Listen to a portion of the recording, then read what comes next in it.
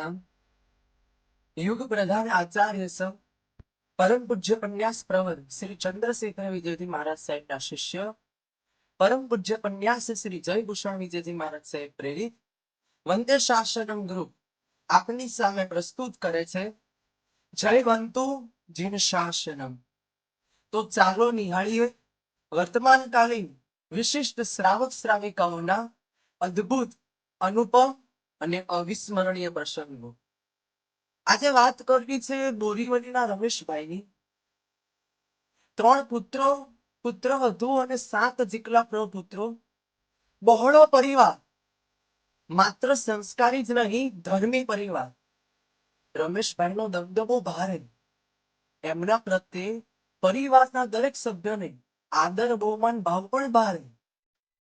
આ રમેશભાઈની અચાનક તબિયત બગડી, ડોક્ટરની સલાહ મળે એટલે એમને હોસ્પિટલમાં દાખલ કર્યા। એમના સ્વાસ્થ્યને જોઈને ડોક્ટરે પરિવારને કહી દીધું કે પપ્પા હવે ઘરે પાછા નહીં આવી શકે।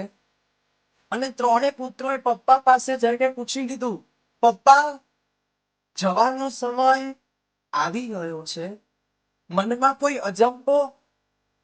હા દીકરા, કરોડપતિ થઈને વિદાય લેવી હતી, મારી આ ઈચ્છા અધૂરી રહી જશે।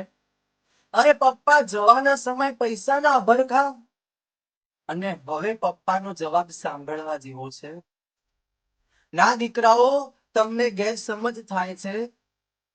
મારે તો 1 કરોડ નૌકાર ગણીને મરવું હતું, 75 લાખ સુધી જ પહોંચી શક્યો છું, મને એની પીડા છે।